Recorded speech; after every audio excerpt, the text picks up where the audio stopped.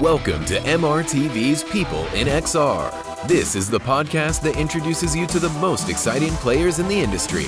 And here is your host, Sebastian Ong.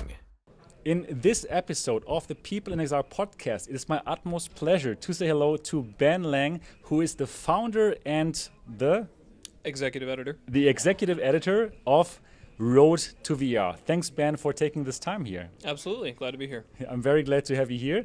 So, for all of you who don't know Ben, he is, as we just said, the founder of Road to VR. I think we all know Road to VR. It's the medium. It's the VR medium, I would say. And how about you describe a bit what Road to VR is for the non-VR people who listen into this and who don't know Road to VR? But I think everybody will know it. Sure. Well, first of all, thank you very much. Really appreciate that. Road to VR is it's a news outlet focused on really immersive technologies. The name is Road to VR. We started back in 2011 when AR, was a concept, but not nearly kind of where it is today.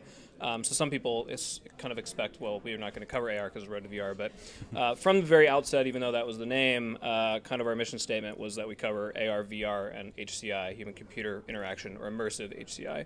So basically anything involving people, computers interacting naturally, specifically in immersive ways, is our interest and our focus. And our goal is kind of to we take kind of a journalistic approach to what we're doing. We want to bring people information. We want to help them understand what's important, and we want to help them.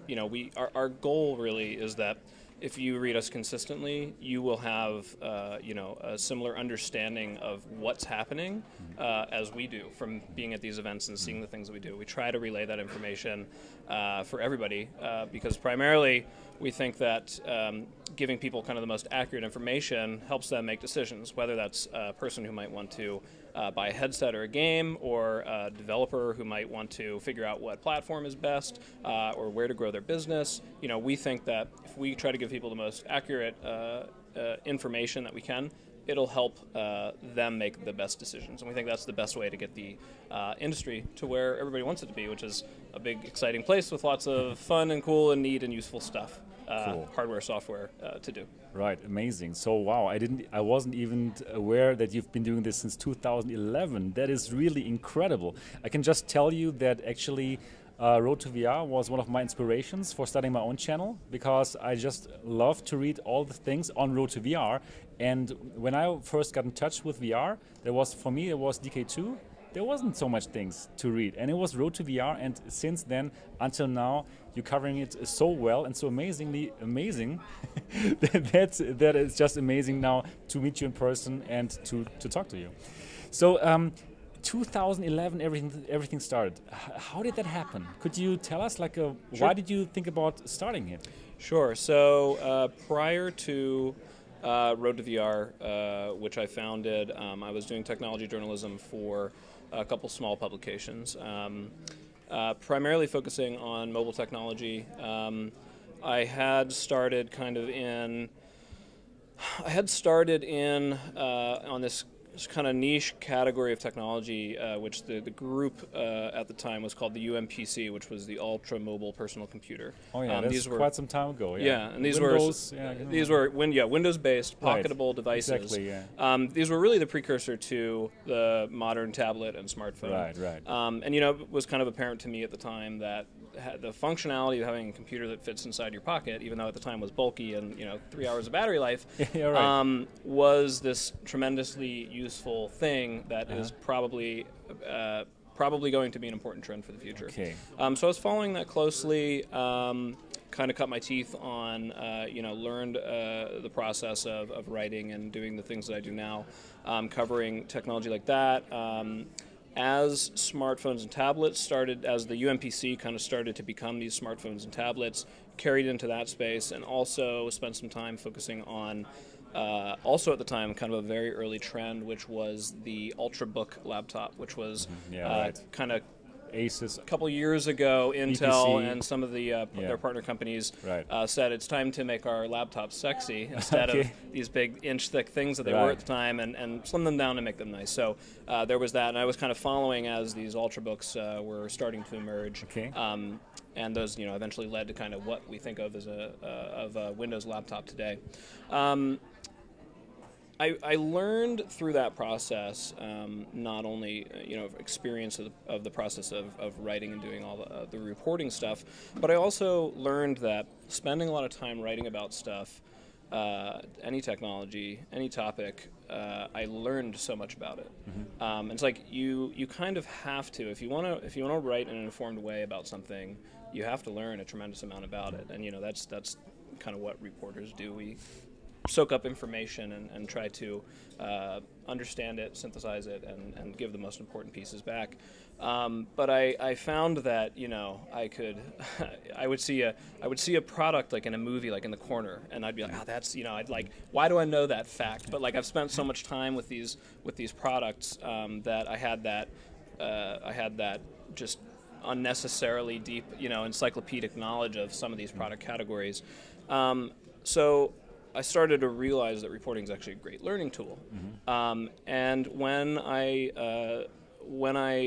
kind of reached this point where I was wanting to do something on my own rather than continuing to report for other publications, I figured if I'm going to do that, if I'm going to go off and start working on something on my own, it should be something that I'm interested in because I'll end up learning about it. So my drive toward starting Road to VR was not, this is back in 2011. The ideation process was kind of 2010. This was about a year before Oculus was founded, even longer before they actually went to Kickstarter. So I didn't know the name Oculus at the time. No one knew the name Oculus. The company was literally not, registered. Right. So it wasn't in my head like, okay, there's this big business opportunity coming. I'm going to start this thing and I'm going to, grow up with the industry or whatever. I had no idea. You're on the MRTV podcast at one point in time? I wish I could say that I had aspirations to be here back then, but it was really just me ready to set off on starting my own kind of side project at the time. Okay. I had a list of really random things because they were just things I was interested in. It wasn't all, VR, AR, whatever. It wasn't all immersive technology. It could have been any random topic that I decided to devote my time to. Virtual reality and immersive, HCI was on that list really just as something that fascinated me from a conceptual standpoint. I am somebody who occasionally has lucid dreams, dreams where you have a sense of awareness and control. I had that too one time. And that combined with, popular concepts of what virtual reality is or could be, really fascinated me. The idea that, if your brain can generate this reality that seems unbelievably real to you, it's kind of conceivable that in the really far future, if you can make the same stimulus that your brain does to itself, you could create a perfect virtual reality, right? Yeah. So this is this crazy sci-fi concept, but it's something that was just stuck in my head, and I'd stay awake at nights thinking about this, and it was just a curiosity and an interest and a wow, what would that mean if humanity got there? What would that mean? And that set me off on this path of saying. Well, that it would mean a lot, right? If you could make the perfect Matrix type virtual reality, that set me off on a path of saying, well, if that would be an incredible, achievement and development of human technology and society, where are we today? How far are we from that? Okay. Hence this road to VR. Right. The idea was for me, learn everything I can about VR today and in 2011 at the time. Figure out what's the state of the art and what is the trajectory like toward where's the technology going, but specifically toward that crazy future, hypothetically possible potential of the perfect virtual reality. So that's a bit of a long way of leading you up to the point of actually. But now we're getting to it. starting the road to the point. Road to VR, the road to the point. We're here now. So 2011. I started the site. I picked the name because it was all about looking at that roadmap, looking at that trajectory. And again, even at the time in 2011, it was just, I'm just going to start reading. I'm going to start writing. I'm going to start talking to people. I'm going to kind of pick up everything I can, soak up all the information, and try to get an understanding of this space in my head. And it was a side project. I was still doing lots of other technology journalism. I was still in school at the time. It wasn't until Oculus came on the scene. They were a startup at the time. They started raising money. These developments started happening, and what we used to call just the VR community, slowly but surely started to become what we now call the VR industry. It really was a community. It really was this grassroots community of nerds thing. Community of nerds who like people want to wear a headset. Exactly. Yeah. I mean, no, really, that's what it was. Okay, cool. The big spark for the rejuvenation of VR, which anyone who's looked at this space knows that VR has been around for a long time. It has a long, long history, well before Oculus, well before me. Yeah, right. The reason that that has come back and reached this new peak, which it's never been, it's never been before. It's had surges, but it's never been where it is today. Was largely attributed. It could have been anybody. It could have been at any time, but it happened to be Oculus, and it happened to be in 2013 with their Kickstarter. Right. They sold a vision. They got the right people together. They promised something that people had been wanting for a long time. People say, I've been waiting for this technology for 20 years. And they convinced people that they could bring this consumerized product to market at a reasonable price point. Because you could buy headsets back then too, but they're military grade, $10,000 to $50,000 equipment, the best stuff. Yeah.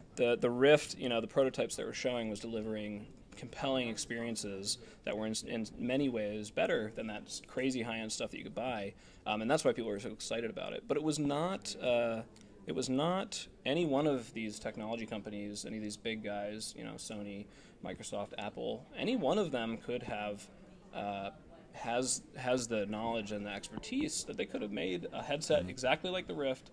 Nobody did. There wasn't any magic there. It was somebody with some vision, passion, and some passion, and knew how to market their idea, and kind of build it up. I mean, that's what a startup is always. It's rarely a technological marvel. It's bringing the right pieces together at the right time. So there was the spark of Oculus. They got acquired by Facebook a couple years later. Everything's just slowly building. When the Facebook acquisition happened, a lot more people outside the space turned and said, "Why did Facebook pay $2 billion for this company?" Yeah, right. Yeah. So really things started building up. I ended up going full time on Road to VR in 2014. That was not long after I brought on my co-founder, Paul James, who largely works behind the scenes but is really important to Road to VR. Things started growing.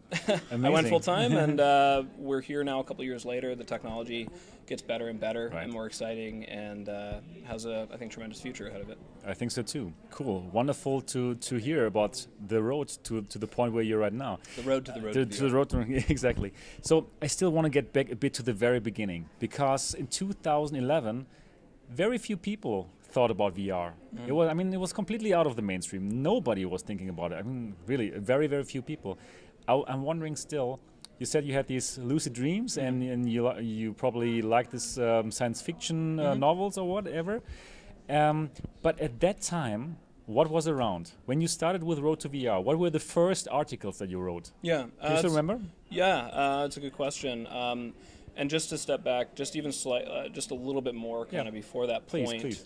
It wasn't just the lucid dreams. It wasn't just the sci-fi. It was also the fact that I was working in technology. Right. As a tech journalist, right? As a tech journalist, so not only I'm kind of naturally excited by new technology. Yeah, you too.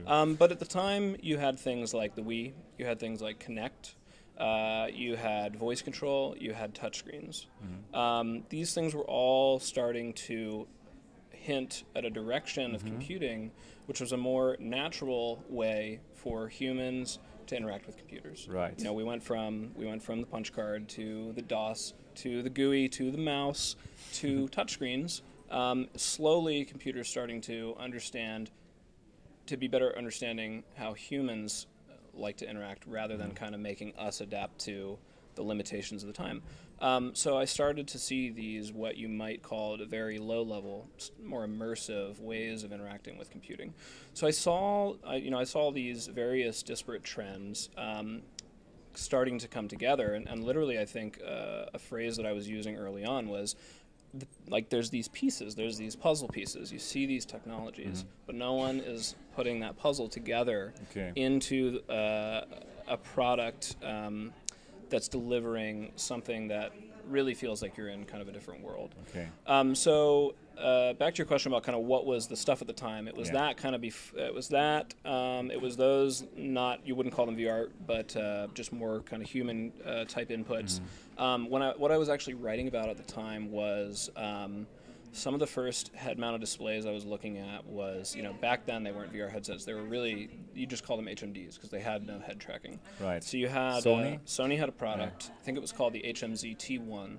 You could watch like videos on it. Yep. Right? You could plug it into. I think you could plug it into a PlayStation, or a computer or a smartphone, and then no head tracking. It's just a floating screen in front of your face, and it was a fully occluded headset. No, it wasn't transparent. It was like 720p, nice little Sony displays, but we're talking 30, 40 degree field of view, if I remember correctly. This is not an immersive product. It is a head-worn display. But, it was this idea, well, okay, what happens when we stick a tracker on it? What happens when we put the IMU on top? And then we link that up, and now it's like the screen is actually staying there. So it was like people were starting to kind of the first glimpses. See, they were interested. They said, there was a community of people who were repurposing some of these head-worn displays to be tracked in some ways. So you had products like the Sony, which it was built as a personal media viewer, but people were, we reported on like some mods that people were doing at the time. There were some other ones out there. There was a company called, I think it was Silicon Micro Display, that was making another viewer based on different display technology. So it was kind of like looking at these were like the kind of consumer-ish price products. You could go find, again, that crazy military stuff. I tried some of those headsets. I'd report on what that experience was like, but always looking like, well, if this stuff is going to go big, it's going to be entertaining, and it's got to be the right cost. It can't be this military technology. So it was a lot of that kind of stuff. It was people toying around with software. It was, the Rift kind of started coming on the radar well before it went to Kickstarter. It was actually kind of born from Palmer Luckey and this in this community, this forum called Meant to Be Seen 3D. So this was like, back in the days of forums were more popular than this kind of social media that we have today. There were these just enthusiasts that were just kind of throwing around ideas. Palmer was a young kid at the time who had this collection of old HMDs, some of the stuff actual, old virtual reality technology, some of it just the head-worn displays. He was hacking them up. Other people were hacking them up, making suggestions. The Rift was originally going to be, Palmer was going to he basically said, I've made a kind of design, like a DIY design. I've sourced the display. You can buy it. It's this display. These are the parts. Here's the parts list. I'm going to basically sell everything in a box to just like 100 people on the forum. He's doing it. And that was like a really early iteration of kind of what would ultimately become the Rift. But it was this little community. Cool. It was a community of people who were just passionate and said like, what could we do? This is neat. Let's poke around at it. Which is VR still very much has its. You can see the origins in that kind of grassroots feeling. It's very different than kind of what had come before, which was like really R&D heavy. It was the big companies who back many years ago, decades ago. In the 90s, they tried once and then failed. You didn't have the DIY communities and the access to parts and the low-cost parts, specifically driven primarily by smartphones that you have today. Back then, only big companies could afford to tinker and figure that stuff out. You fast forward, and you had these people who were messing around figuring stuff out. So anyway, the Rift kind of was. It wasn't even called the Rift at the time, but we started following along on the story of these people, looking at these different kind of products. We we started reporting on Palmer, and he was like, yeah, maybe I'll like take it to Kickstarter, and like you know, he started moving in that direction. That's cool. So it's really funny that the origin, people you know thought it was originally going to be this DIY box kit where you'd get the box and you'd assemble the headset yourself, and it eventually blew up into this. You know, they had this crazy trajectory. And you were around the same area? I mean locally, where everything happens. Actually, where were you? So I grew up and was primarily based on the East Coast. Okay. Palmer and kind of Oculus really was totally West Coast based. You know, eventually you have people everywhere, but for Palmer in particular, it was West Coast. But we, you know, through the power of the pre-metaverse called the internet, I got in touch with Palmer. I got in touch with all these people. I was able to just talk to a lot of people and learn what's going on, report, tell more people. And so I was on the East Coast for a long time. But so much of VR is happening on the West Coast. It just has a history of technology and startups, which is really important to build up a whole new industry like this. So in 2016, I believe, I made the trip out here, and I've been here. Well, I say here. We're not. I've been in California for ever since. All right. Primarily because it was just out of necessity to continue to be in the right place to cover this really rapidly growing area. Right. And also the weather's nice and everything. California is the not bad, weather's right? nice, but I actually really enjoy my seasons. Okay. So I miss the snow. All right. Got it. Right. So, but that was only in 2016 that you moved to the Valley. Yep. Yeah, to San Jose. Mm-hmm. That's it. Okay, so now based in San Jose. Yep. Cool. So with your co-founders there too, or is it like you're like virtually everywhere? No, we're a distributed team. So my co-founder is in the UK. One of our core writers, our editor Scott Hayden, is in Italy. We have freelancers all over the place. Yeah, wow. we're a distributed team, and it works out well because although I'm in Silicon Valley because that is one key place, VR is really happening in many places. Exactly. So it makes sense to be all over the place. Cool. So what I'm now interested in is to learn more about the time when it was growing, but not to a degree that you could still live from it. So at that time, you were like still working as a technology journalist, and it was still your side gig. You were writing like how many articles a week? Yeah. So I was in school. I was in university. As a student, I was a part-time employee. I was a full-time student, part-time employee. Okay. And then Road to VR was the kind of the hobby on the side of that. So I was doing the technology journalism, writing and reporting for those other kind of categories and other publications. And then Road to VR, I probably initially started doing 5 to 10 articles a month. Okay. Right.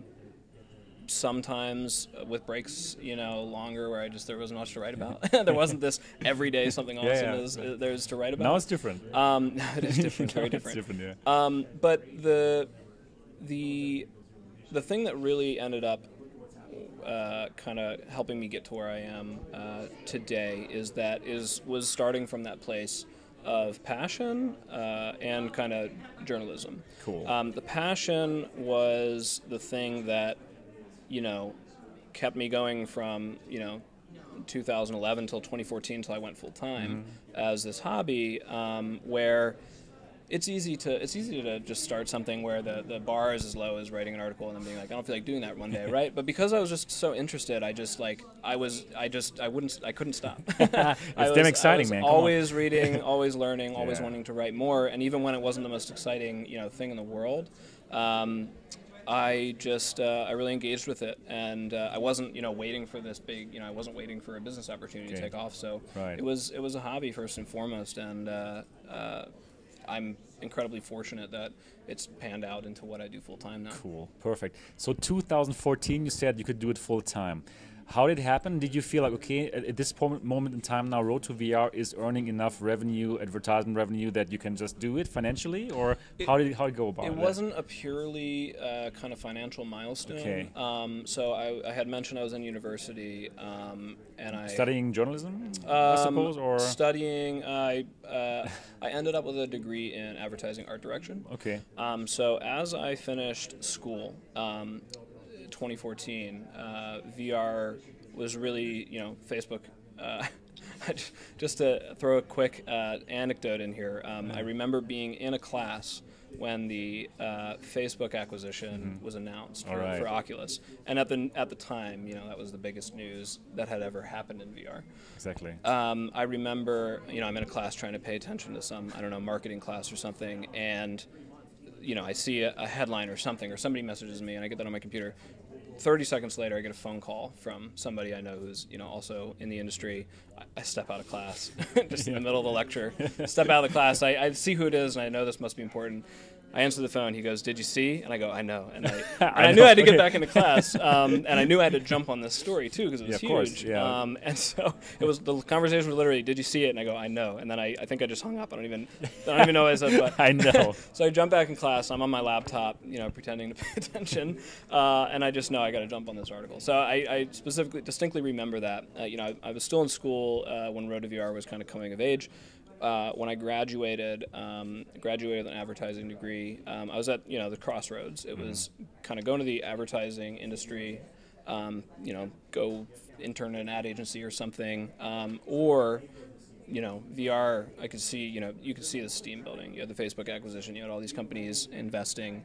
I knew I had a good sense for the trajectory of things, cool. And I had this moment where I got to decide, and I said, I think.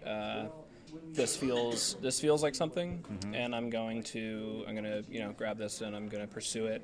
And so I initially I spent a few years kind of just working out of home until it was time to make the move out here and really be feet first into the industry, and it's been a really cool journey. Yeah, I think so. So wow, so the Facebook acquisition was probably one of the turning points for the whole VR industry. Would you think so? And even also for you, for Road to VR? I don't exactly reflect on it as a turning point for me. Had that not happened, it's possible that I would have made maybe a different assessment. Okay. But I don't specifically pinpoint that as the thing for me. But for the industry, yes. And I mean, whatever you think of Facebook, whatever you think of Oculus, the fact is that when Facebook dropped $2 billion on a startup that effectively nobody had heard of. I mean, if you want to count everybody who had heard of it at the time, you could round that number out to nobody, right? Exactly. They were that small at the time, or people who really knew about them. So when a company, Facebook, who in 2014 is a huge, tremendously hot commodity, drops $2 billion, which is a pretty huge acquisition for a startup. Lots of people who had never heard of Oculus turned and said, "Why did you just write that check? I don't understand." Yeah. And then when they learned what Oculus was, what Facebook had just bought, the question that became, why did Facebook just buy a virtual reality company? They must know something. Well, it's like at the time they were much more of just a website than they are today. More of a social media company, Messenger, all these extended services. Back then, the feeling was they're much more of a website. And when a website suddenly buys this virtual reality headset and is presumably going to be building hardware, that's this kind of crazy shift. Big long-term bet on Facebook's behalf, but it got a lot of people looking, got a lot of people interested, and I think for a lot of other companies who were starting to spin up or startups that were starting to spin up, starting to talk to investors who were starting to think about this space, and larger companies who were thinking about starting to pay attention. When that happened, a lot of those conversations became those conversations became a lot easier in terms of a startup raising money, or the guy inside of an R&D department justifying to his boss, we need to start looking at this technology, right? Right. It was a catalyst, not but a big moment where people could point to and say, look at this. If we need to start paying attention and figure out what's going on here. Right. I had just Nathan Berber on this podcast, and he told me exactly that. Because at that time he was like looking for funding from venture capitalists, and then when Facebook did this acquisition, the talks got much easier with the venture capitalists. Yeah. And I've seen your interview with Nathan Berber in 2013. Oh God, don't bring that up. Yeah, you should totally check it out on YouTube. Actually, both of you looking a bit younger, and it was pretty amazing because you were talking about some cool VR stuff that it was totally hacked together at that time. Can you remember? Yes, I absolutely remember. That was like one of the first interviews I did in that capacity. It was funny because it just so happened that Nathan and Servios, they kind of came out of Southern California, right. The USC, and it just so happened that I was in touch with them. But I think if I remember correctly, Nathan had come from or was visiting family in a place like an hour from me in Pennsylvania. Right. Oh, that wasn't your house. Over a holiday. Interview? No, it was a friend's house or something like that. Okay. And he just happened to be passing through, and either they had the kit with them for some reason, or he had brought it. But I went there, not really knowing what to expect. But at the time, this was pre-Rift. This was they had an insane hacked together collection of stuff. It was cool. A helmet with a PlayStation Move on top. Exactly. They built. I'm going to show you that, guys. They built their own. Their own headset, this 3D printed thing. It was similar to the Rift actually, which also has origins actually in where that headset came from. Yeah, right. That's university. They had some controllers. They had the Hydra Razor. They had put it on the wired. head. It was on the head. Exactly. I'm going to show you that picture. I'm going to put it in. It's amazing what they hacked together, and it worked, right? It did work, and it was. It's so ahead of the time, man, right? It was really ahead of the time, and it's like that was the community that I was talking about. Before anyone ever started saying, the VR industry this, the VR industry that, it was the VR community, and it was people like that who had some crazy vision that, I'm going to make this work, I'm going to make this experience, I'm going to hack this hardware together and see what it's like and try to make it better. And for the time, it was this insane cobbled together system, but the end result, which really, kind of laid the foundation for the Servios, games that you can buy today in VR, which are amazing, really good. Yeah. Really started with that, and once once they didn't have to keep cobbling together their hardware, once the hardware started to mature, they were able to focus heavily on the content.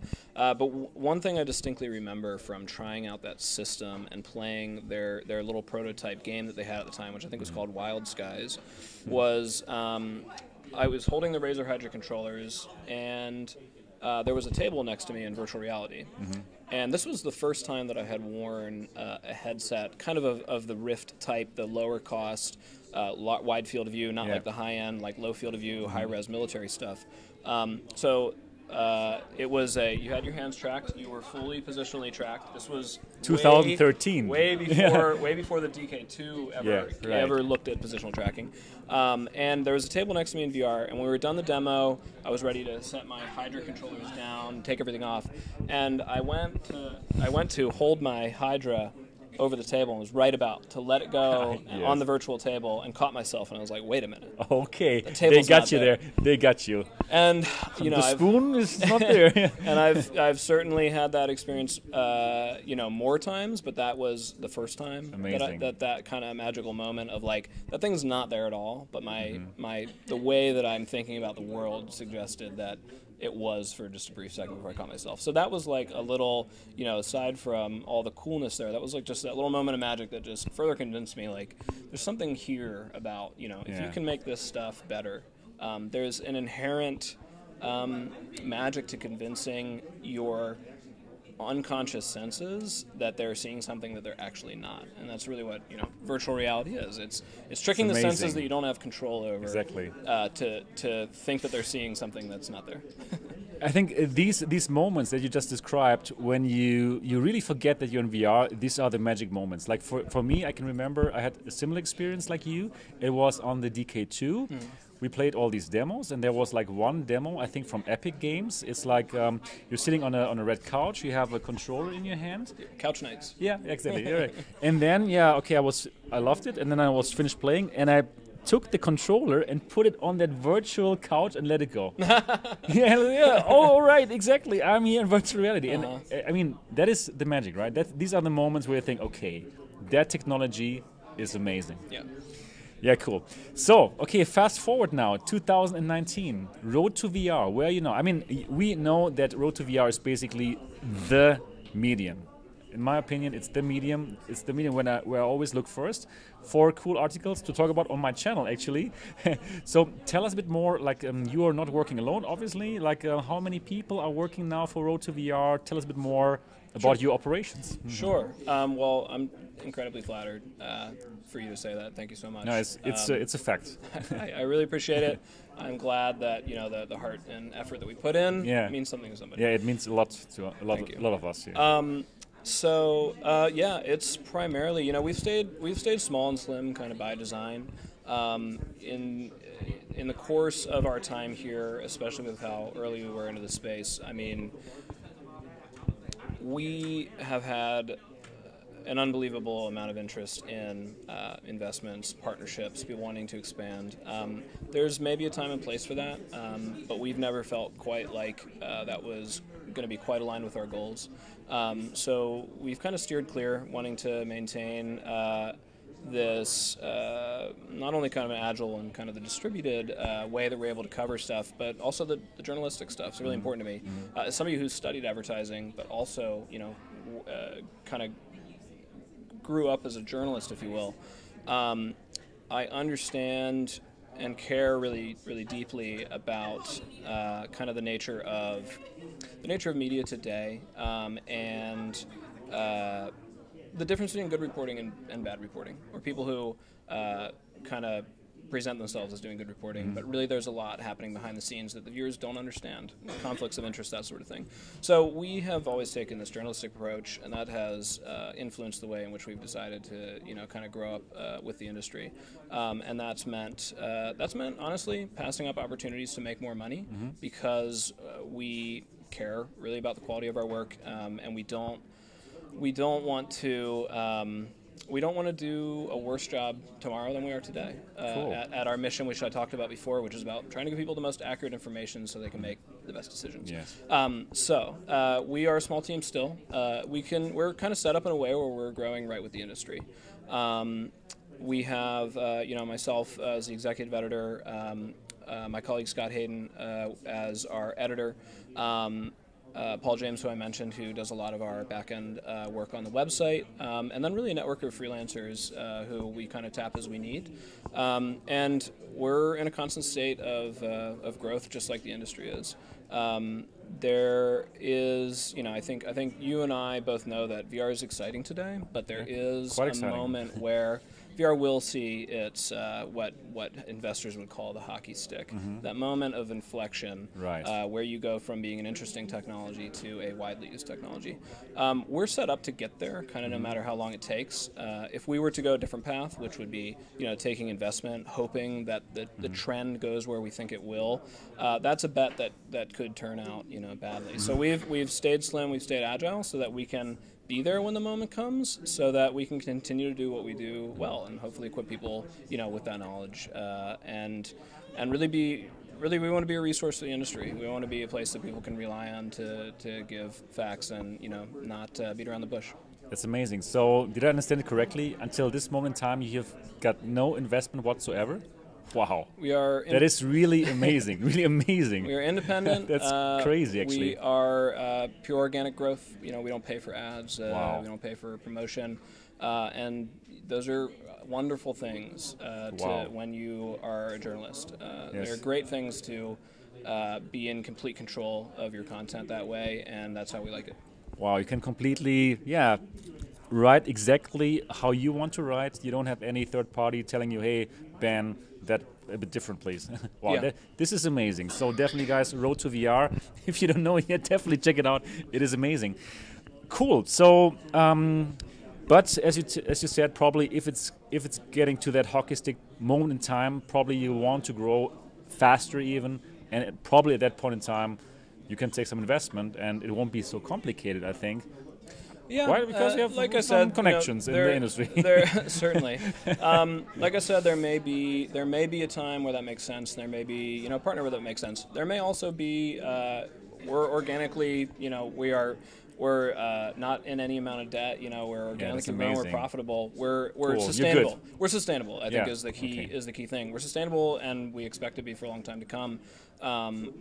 There's a path for our future where we don't need any investment at all. I mean, it's not something that if I can do everything that I want to do with RoadVR with no investment, that would be my choice. Because, like you said, it lets you kind of control your own destiny, especially lets you control your own content. There are lots of advantages to not taking investment, especially with media, especially with journalism. So really, there's a couple different paths for us. Even as VR, continues to grow out, the way that we are set up, kind of structurally, means that we're really lockstep with the industry, and we can scale really easily as things grow. So okay, that's so exciting. I would like to understand. What drives you? I understand you got the passion for VR. You saw it like in 2011 already. You thought this is going to be something really exciting. And you told me also just now that there's always something new that kind of like excites you, right? VR is still such an exciting thing. And I want to know now, in 2019, at the beginning of 2019, what still can excite you? Yeah. I for whatever reason, I tend to approach a lot of the content side of VR from a bit of a design standpoint. And thinking of it now, it's not for whatever reason. I trained as an art designer in college, so I kind of have a bit of a background in design thinking. But when it comes to content, I'm really interested in not just like, is this game fun, but how is it designed, and how is it designed to be fun? Design is kind of the process of, or at least understanding the design is the process of understanding if a game is fun, why is it? Where is it doing things well, kind of in a academic, in a way that you can break it down and understand how it could be replicated. And so I'm really interested when I see moments of a smart design that I either hadn't seen before or hadn't thought about. And sometimes they're like stupid examples, like they're not complicated. They're like so dumb, they're smart. Wow. Can you give us an example? I'm going to give you a little example, and there's the big broad design, which is super cool. Someone makes a big platform interface, whatever, and it's amazing. But there are these little examples that I just like that make me smile. One recent that I can remember would be when I did a demo of the game Budget Cuts, which is this game where you sneak around in like an office environment. The vast majority of games in VR, if you're moving from one room to another, your door either doesn't have a door, it's just kind of a blank opening, or you've got a traditional like door on a hinge. But a door on a hinge in real life is like a useful thing because you open it and you step, as you walk, you push the door. It's kind of this natural interaction. But in VR, you don't, if you step forward to open the door, now you're kind of up against, you've now moved in your play space, which you have to kind of manage. And so it's not really convenient, because if you want to stand still, especially for like a standing game, you don't want to step forward, and that makes you lean kind of, it just becomes a weird interaction. So this game Budget Cuts, I'm doing a demo of it, probably back at GDC last year, and I'm going through, use the portal gun to get around, and then I come upon this door that has a handle, and I reach out, and I realize just by the way it looks, it's a sliding door rather than a hinged door. And so it's you call it a pocket door, slides into the wall. And that was one of those moments for me where it's like I never really saw anybody do a sliding door, but it makes so much more sense. Okay. Because it's like you don't have to step to do the action of that door. You just have to go from here to there. And that simple little idea that they found a solution to was one of those moments that made me smile and appreciate the complexities of designing like intuitive, interesting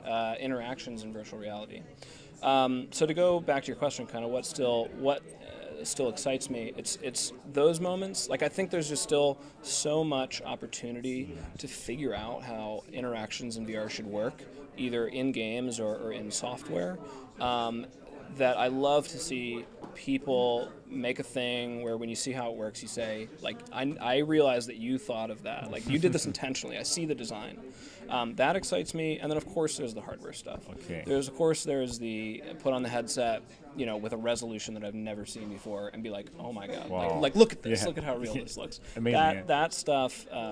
that stuff is really kind of magical, and really just also those glimpses of presence, if you will, that heightened immersion where it's not just like, okay, I'm in a virtual environment and some of my senses think I'm here, but it's like most of my senses think I'm here. That next step, which doesn't happen like all the time, but certain content, certain hardware comes together to make that moment where you don't just see the table, but you actually believe that it's physically there. Those moments are really cool to me, and I think will continue to be for a long time. I think so. So, what do we think in 2019 is going to be the big thing? That is a very challenging question because 2019 and kind of leading into here in probably the last half of 2018, things feel like they're in a bit of flux. Still figuring out things like form factors, still figuring out how to get costs where they need to be, still figuring out great content, right?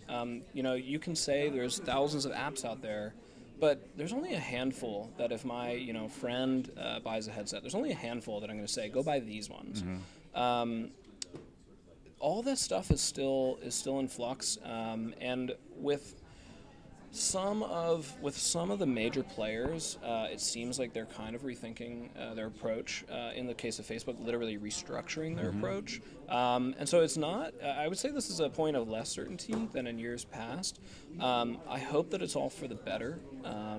I hope that the bit of a step back and look at everything means that we pick a smarter direction going forward. But I'm seeing, like, especially with CES this year, a lot of new things that are whole new areas for me to learn about. One thing that I spent a lot of time kind of trying to digest recently is waveguide optics, which are kind of a very different. You think of VR. Most VR headsets operate on the very simple principle of having a display and your standard optical lens. Waveguides are kind of a completely different set of physics, if you will, and are probably going to play an important role in the future for both AR and probably VR too. But they're really a different beast than your typical display with a lens in front of it. So learning about that and also learning about kind of the potential and seeing that trajectory, start to get excited again. I think there's a ton to be excited about. When I see, like I said, when I see those headsets, you put on the resolution, it's like, yeah, maybe this isn't affordable today, but it will be. And you put that on, and it lets you extrapolate that idea into seeing where VR might be a few years down the road, and it's just like, oh my God, I can't wait, right?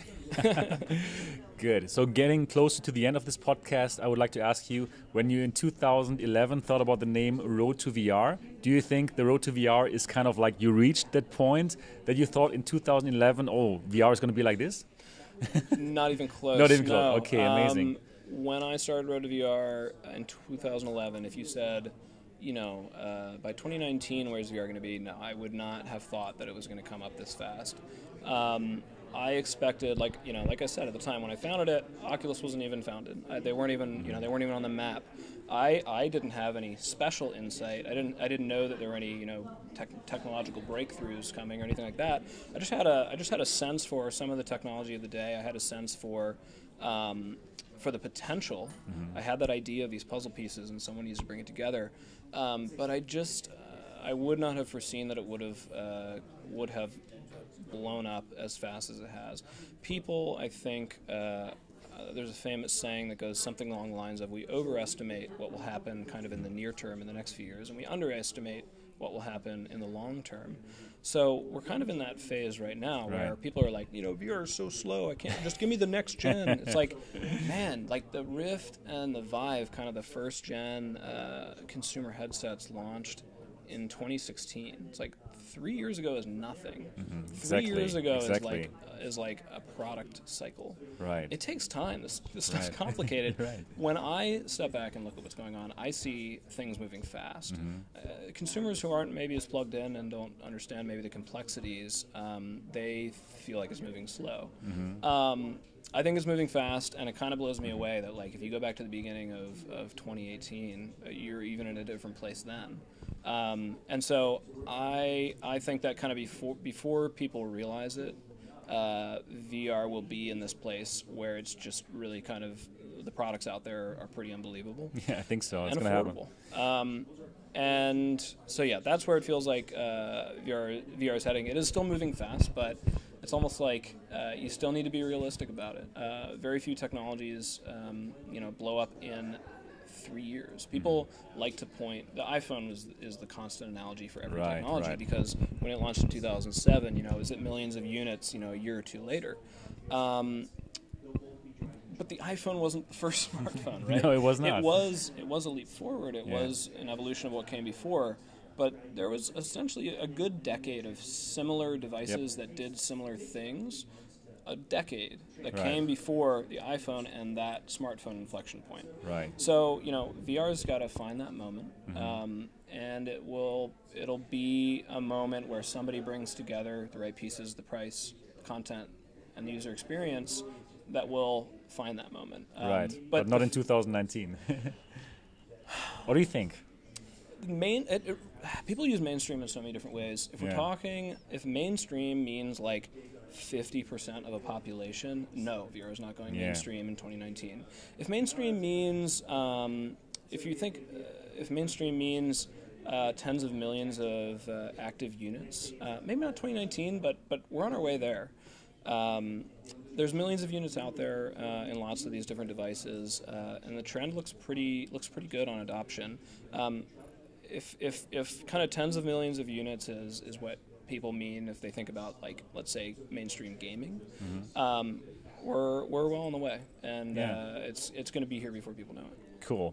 For me, always mainstream means when my mother is going to buy a VR headset on herself, right? I think it's like 5 years. 5 years, in 5 years, probably it's going to happen. Cool. I think that's it. You still have some events to go to. And I would like to say thank you so much for taking this time, for being on the People in XR podcast. I think it was amazing for us to get to know you better, Ben Lang, the person behind Road to VR. Awesome. Thanks, Thank you Sebastian. so much for this. And I'm looking forward to meet you in the future. And for you guys, thank you so much for watching this podcast and for listening to this podcast. And definitely make sure to subscribe to this channel and to give a good review on your favorite podcast provider, so other people can find this podcast too. And I'm looking forward to see you in the next episode.